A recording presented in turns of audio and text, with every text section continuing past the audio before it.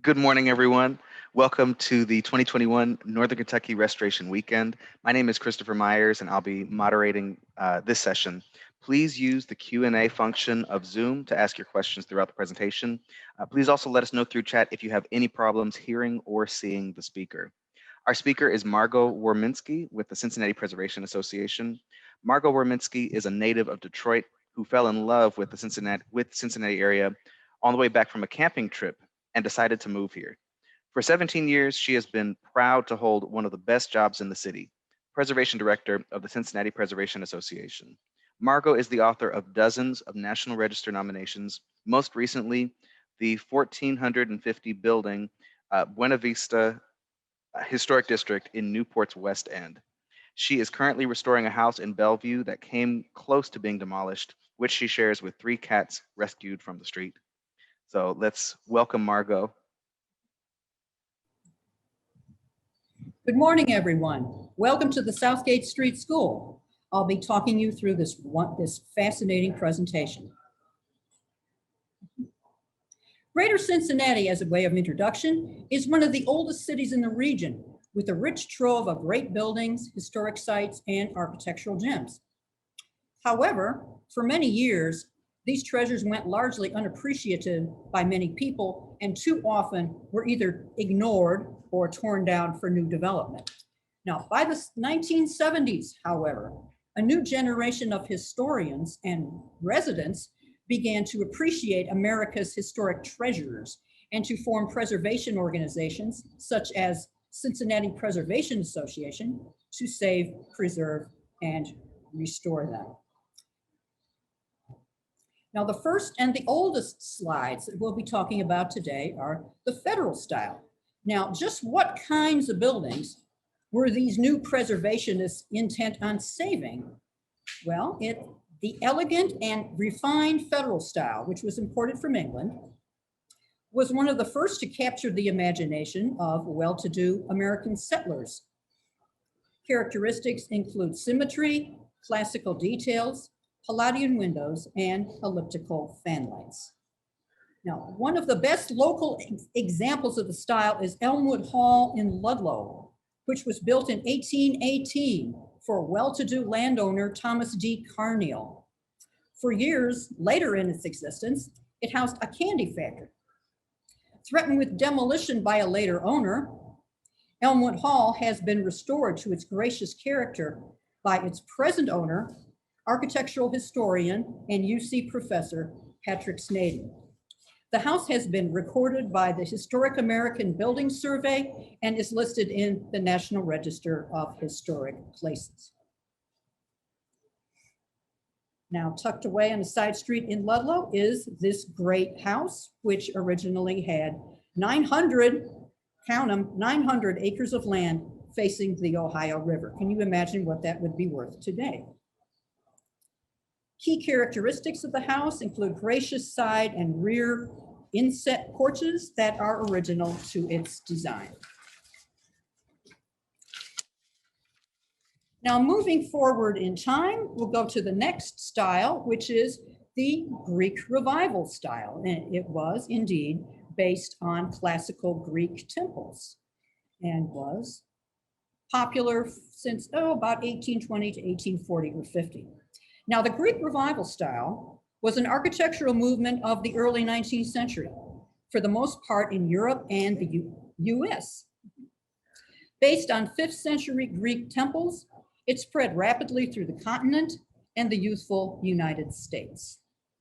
The main reason for its popularity was a general preoccupation with ancient Greek culture at a time of new awareness of great Greek art and illustrations of the famous Elgin marbles.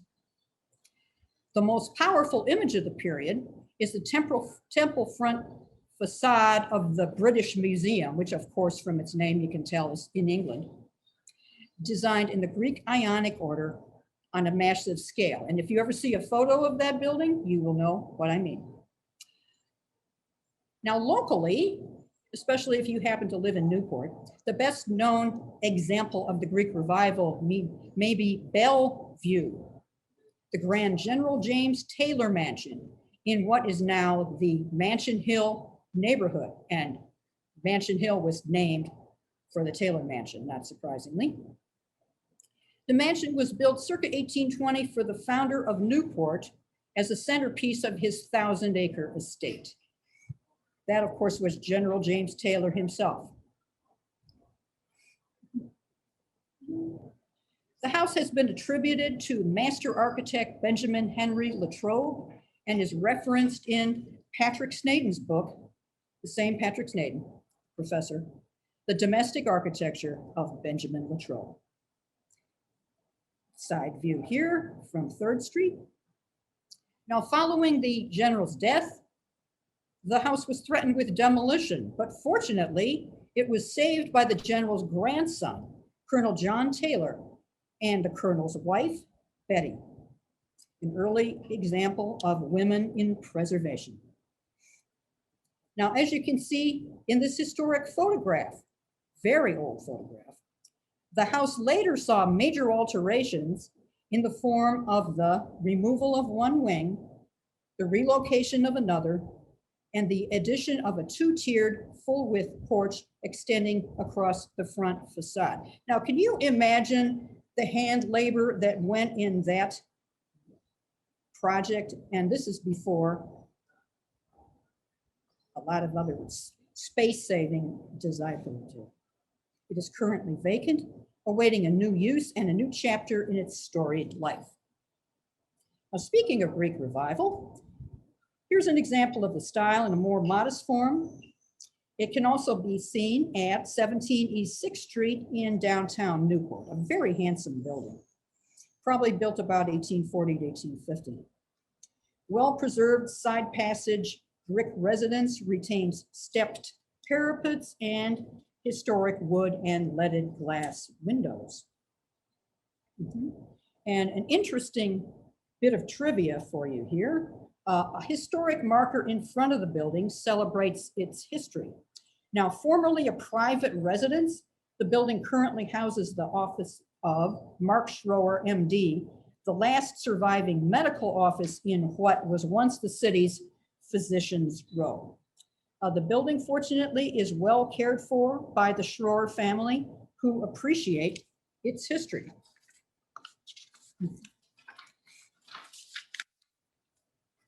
And now we come to what is probably the most common and most popular style in any of Northern Kentucky's river cities. Now, the Italianate style was derived from medieval Italian villas and farmhouses and was popularized by architectural pattern books. Common details include broad eaves supported by decorative brackets, tall, narrow windows, often graced by arches or ornamental pediments, and doors and windows embellished with elaborate metal, stone, or wood cornices. Now, I don't know what those cornices and things are made out of, but a closer look might reveal that information. Now, the style became very popular because it coincided with a period of rapid growth and immigration in American cities and is well suited to the narrow facades of urban neighborhoods, such as this is Buena Vista in the west side of Newport. And this house is located on Central Avenue. It was built for a man who I think was a banker, and unfortunately he got into some hot water.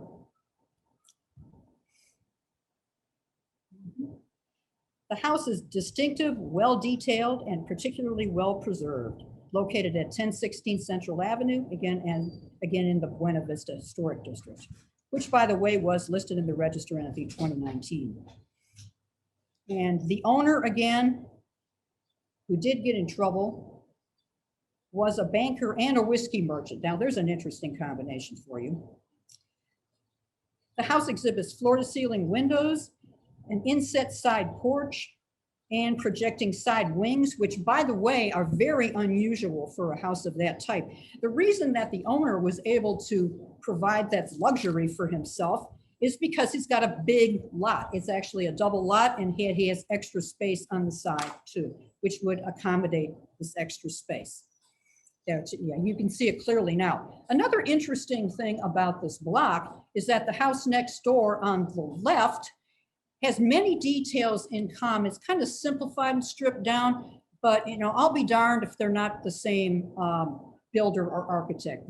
They have a lot in common.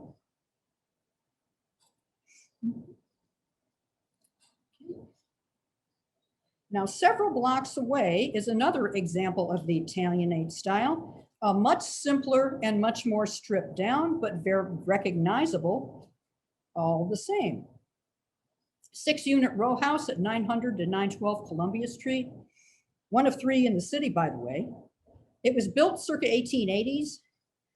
2.5-story units have 2-bay facades with keystoned window hoods, narrow corbelled string courses, and lightly bracketed cornices with frieze windows. The central units in the row have floor-to-ceiling windows at the first story, and bungalow-style brick porches have been added to 3 of the houses, some of which are undergoing rehabilitation. Now, as an aside, bungalow-style porches are extremely popular in the 1920s and 1930s buildings, but they also serve as add-ons for houses like this, like the Central Avenue house as well. Well, from Italy, we instead will be journeying to England with the Queen Anne style, which was very, very popular in northern Kentucky from about 1880 to 1900.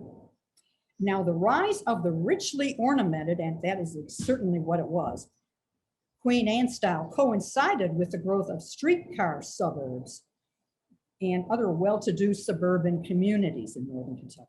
Now, typical features of this popular style include asymmetrical facades, towers and turrets, with turret is a short tower that doesn't meet the ground, porches and balconies, and mixed materials such as brick and frame and shingle, and bay, oriel, and art glass windows. Now, speaking of Queen Anne, this house is a magnificent example of the style, and it's in Newport. This is the Thomas McIlvaine house. This is obviously the front view. It is located at the corner of 3rd and Overton Street. It was built circa 1889 for boiler manufacturer Thomas McIlvaine. He was a partner in the McIlvaine and Spiegel Boiler and Tank Company in Cincinnati. And after years of neglect by a former owner, and it really was seriously neglected, the house has been lovingly restored by the present owner, who earned a well-deserved award from Preservation Kentucky. The owner's diligence also included tracking down, repairing, and reinstalling 4 absolutely exquisite stained glass windows that were sold out of the building by a former owner and somehow ended up on the West Coast. But the owner found them, and they have gone back home where they will be much happier, I am sure. Now, Queen Anne is not the only Queen Anne on the 300 block of Overton Street. Farther down the street, you'll notice a couple of very handsome near twin houses. Now, they're not as fancy as the one on the corner, but are absolutely beautiful just the same, and in very good condition as well. Lightly built in the 1890s, the 2 exhibit many common details. One has a tower, one has a turret, but same idea.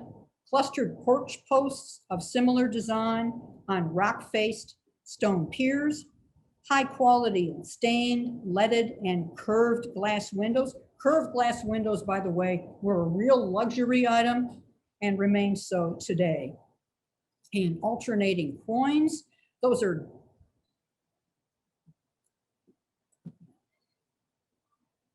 anyway, Those are made out of rock face limestone.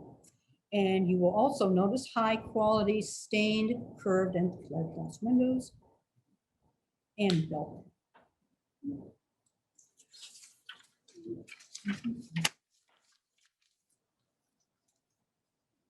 Well, from the late 19th century, we're moving into the early 20th century. Now, the colonial revival style first captured the public imagination in 1876, which was the centennial of the birth of the United States. It went on to become the country's most popular style and remains very popular in suburban communities today. They're just modern interpretations.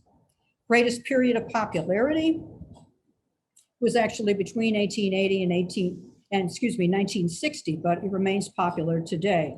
And you'll typically see them all over modern subdivisions. Some may also feature fan lights, side lights. These are panels of glass flanking a doorway, and panel doors. Brick and wood clapboards are the most popular materials for colonial revival homes. Okay. And there is a very good example of a closely related kind of colonial revival. This is, of course, a Dutch colonial. You can tell by the gambrel roof and the way that it is shaped. Particularly well preserved. It is located at 740 Linden Avenue. First story is built of hollow core concrete block, which was popular at the time. And the upper story is clad in painted wood shingles. The gambrel roof is covered with gray slate. You notice that it has been recently repaired lately. The slates don't match, but the idea is it keeps the rain out and it preserves the house. Now, hollow core concrete block is an industrial material. It became increasingly popular in the early 20th century, and it is still used for a variety of purposes. Colonial revival style actually is a fusion of earlier colonial styles, for the most part British and Dutch, and that helps explain the popularity of the gambrel roofs to be found on some examples. Now we're moving into the early 20th century to talk about the American Foursquare. As the name tells us, it originated in the good old USA. It was popular from about 1910 to 1925. And the Foursquare is one of Northern Kentucky's most popular house types of the early 20th century. Now, these near twin houses on Park Avenue are good examples of popular interpretations of the style. These houses are generally built of brick like these, with front gabled or hipped roofs. You notice they both have hipped roofs and capped by dormers, and they have fat brick chimneys as well. Comfortable houses inside feature regular symmetrical plans, broad front porches, and craftsman designed details. Now, numerous examples built 1910 to 20 can be found in Newport, particularly along Maple and Linden Avenues, because they developed in the early 20th century. And there is a particularly strong concentration of Foursquares on East 10th Street as well, in a different historic district. Now, exhibiting such details as front gabled roofs, full width brick, block, or frame porches, windows with stained glass transoms. These residences appear to be the work of the same still unidentified builder. And I bet there, if you take a walk around the neighborhood, you'll find additional examples as well. Now, speaking of taking a walk around the neighborhood, we're back now in the Mansion Hill neighborhood, Mansion Hill Historic District. This very nice brick American Foursquare residence on brick paved Nelson Place was rescued from neglect and renovated with historic tax credits by its new owners, including repairs to the tile roof. This pyramidal roof style is called a hipped roof. It emphasizes the square shape of the house. And just as an aside here,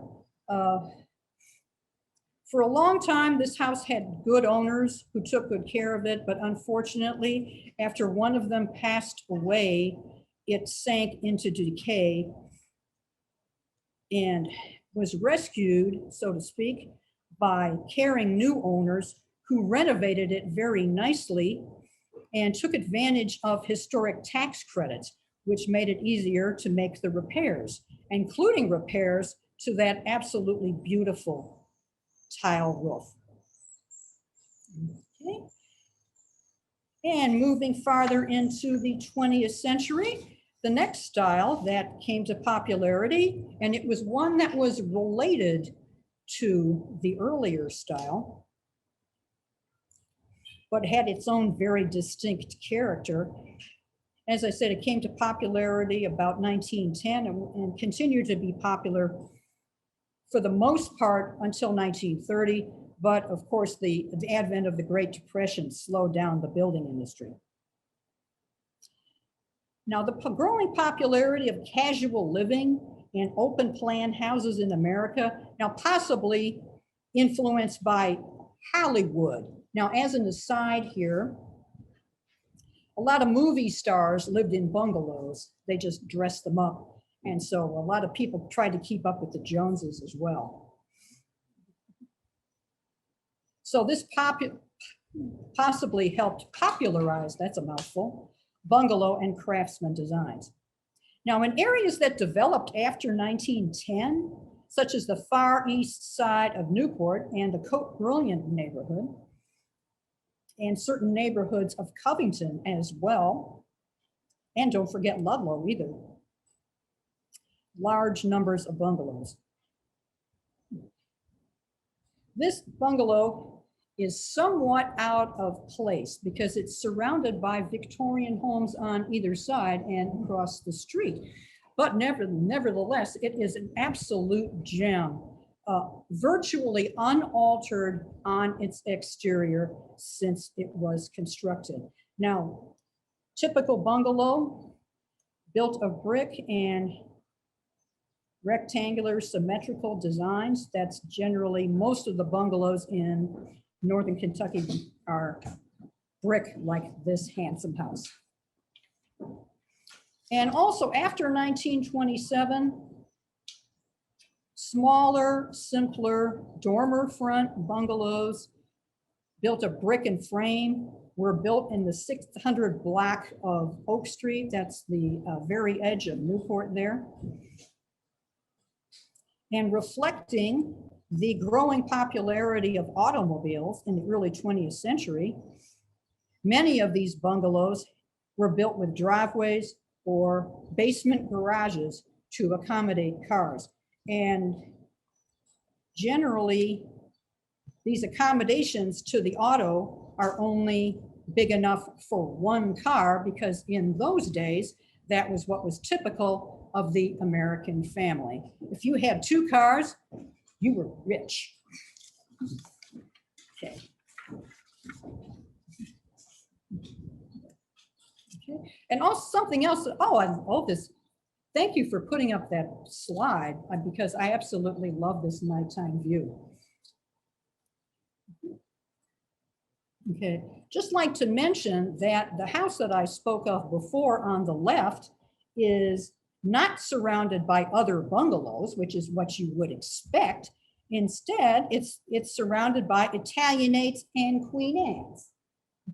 So this block is truly a block that bridges the centuries. And this beauty coexists comfortably with its older, larger neighborhoods, which you can see in this nice nighttime view. Well, we hope you've enjoyed the tremendous variety of Northern Kentucky's historic architecture, and there is always even more to see in your neighborhood and in other neighborhoods nearby. Be sure to bring a camera. Thank you. Thank you, Margo. There's a couple of questions that have come up. Okay. First question is, what has sparked these changes in stylistic uh, differences for architecture? Are these responses largely to political events? Are these things happening in society that we're reacting to, wars maybe? Yeah, there actually are several things that could have triggered these changes. The first one that comes to me is the Great Depression, which now building did not come to a dead halt because of the Depression, but it certainly slowed down, and it greatly affected the kinds of buildings that were built. They were generally smaller, simpler, and cheaper. And sometimes they even, took shortcuts to try to save a buck or so. Well, and then industrialization also made, in some ways, the intricate patterns easier to reproduce. Yes, actually. He said, hey, I like grandma's, gingerbread on her house. I want something that looks like that. But, I don't want to pay for all that money for it. So they do that as well. And technological innovations had tremendous influence as well, and also did politics, because of wartime slowed down the availability of materials. Some things were just not available at all, so they couldn't incorporate them into their homes. I see. My mother, who helped make me what I am today, a house nut, used to, on my days off of school, to drive me around interesting neighborhoods and show me interesting buildings. Thanks, Mom. There's something about the pedestrian focus, the human scale that takes place in fine details. There's actually a session at, I think it was the National Trust 50th anniversary conference. They had a neurosurgeon come in to talk about how historic buildings, how when we Affect your experience, brain? historic I'm not neighborhoods, surprised. it has a healing power almost. It's like the longer that you stare at the details, the more details are revealed. It captures your attention. It helps to center yourself. And that was really interesting that they would bring a medical professional to come in and talk about historic preservation. And another important characteristic that changed over time was scale.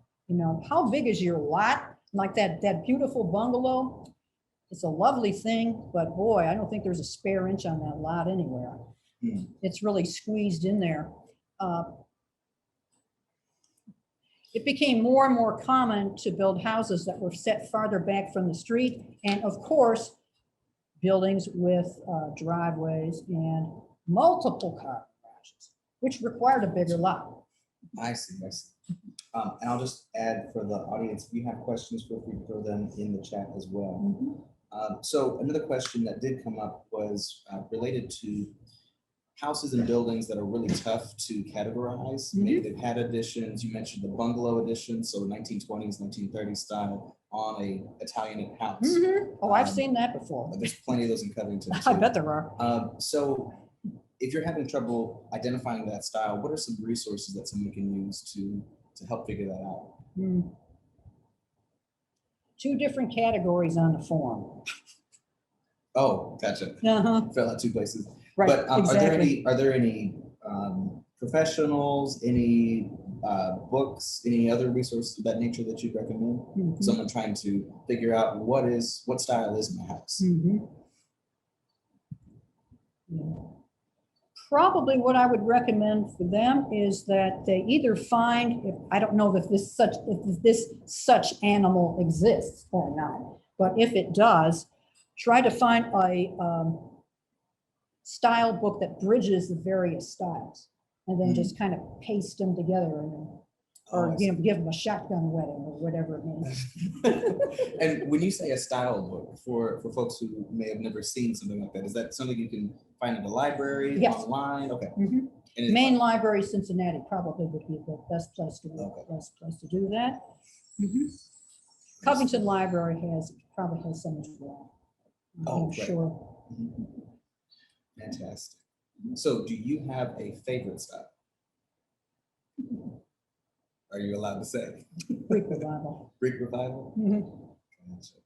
You know, one style that hasn't come up in the presentation today, I don't know if we have too much of it in Northern Kentucky, but my personal favorite is Second Empire. Second Empire is beautiful. I think it's just incredible. It is not all that popular in Northern Kentucky, which is why I didn't include it. But, you know, that doesn't mean anything. Yeah, I guess that's an important distinction. So, you know, across the US, if we're talking about American architecture, there's a broad, an even broader range of styles that may not be necessarily represented in Northern Kentucky. Oh, yeah. But you might find the one-off in a given block across, you know, Ludlow, Covington, Newport, Bellevue, Dayton. You didn't bring up mission style, but I've seen a couple of houses in that style, or maybe they were altered to become mission style, kind of like Southwest architecture. Yeah, there was a fair amount of that going on, you know. Put a different facade on your house and bring it up to date. Oh, and that brings up something else. So sometimes in like historic commercial areas, when you've got the vinyl wrap, that's kind of, you can tell when they took the time to basically wrap around brackets or cornice. I wonder how often you've seen it that these false facades, you're able to peel them back and expose some historic details. Oh, that reminds me of something that Green Derby Restaurant and Bar on York Street in the West, that's undergoing a great unveiling right now. And can you share with the audience, where is that? Yeah, it is. It's on York Street on the west side. In Newport. Newport. Yeah, it's 10th. Yeah, 10th. I think it's cross street is probably 10th Street. And anyway, there is a guy is working on that building, stripping off the layers of additions and misfit alterations and stripping it down to the basic building. I believe he's going to go for historic tax credits. Well, and you know that brings up another point. Another session that we're having actually right now in the conference is applying for historic tax credits and Mike Radke and Eric Rawlings with the Kentucky Heritage Council are sharing more information on that now. But there are resources that the state and even some cities in Northern Kentucky put out to help historic property owners uncover some of that original detail, bring it back, you know, restore it lovingly, and help these buildings last long into the future. Yeah, I was out one Saturday passing out flyers about the restoration weekend, and I stopped and took some pictures of that in progress work going on with that building. Gotcha. If I may, no, go ahead. I'll add that it's great to understand all the various styles, because that can help you understand how they were put together, maybe the emphasis behind why they were constructed in the way that they were. But you don't have to be an expert in styles to appreciate or actually say enjoy historic neighborhoods. It's almost like classical music. You don't need to understand all the instruments. You don't need to understand how the score is written. You can just listen to it. And so, you know, experiencing our urban historic neighborhoods, you can just walk through and enjoy it. And you know, I think you're going to find a lot of patterns. That's how we're able to identify different styles that are common, you know, over certain decades. You're going to find certain patterns, but overall, I think just broadly, historic preservation speaks to me because we've got such rich detail. These places were built for future generations to inherit and build from and continue to grow off of. And Northern Kentucky is just so rich with all of these resources that we can continue to build from. Yes, those buildings were built to last for years and years, unlike ones that were built today for the most part, especially multifamily housing, kind of, you know, slap them up kind of condo and apartment developments. They're not going to last long. I see. Or they're also, and homeowners too, you know, the building may last the life of the mortgage. They don't care. They're not planning to stay there that long. I see. Well, temporary buildings. Temporary. Oh, I see. Yeah, not built for generations. No, not exactly. Okay. Well, is there anything else that you wanted to share with the audience? No, thanks for coming today. Yeah. Thank you all very much. All right, so the next session that's going to be coming up is wood window rehab. That's going to be by Jim Turner with Turner Restoration. Shortly after this session ends, we're going to be putting out a poll. Is your neighborhood historic? We want to know where folks are living. And so we want to thank our sponsor, Distilled Living and Newport History Museum at the Southgate House. And so I'm going to put in the chat right now a link over to the other side of our conference that's happening right now. So thank you all very much and have a great rest of your weekend. Good job.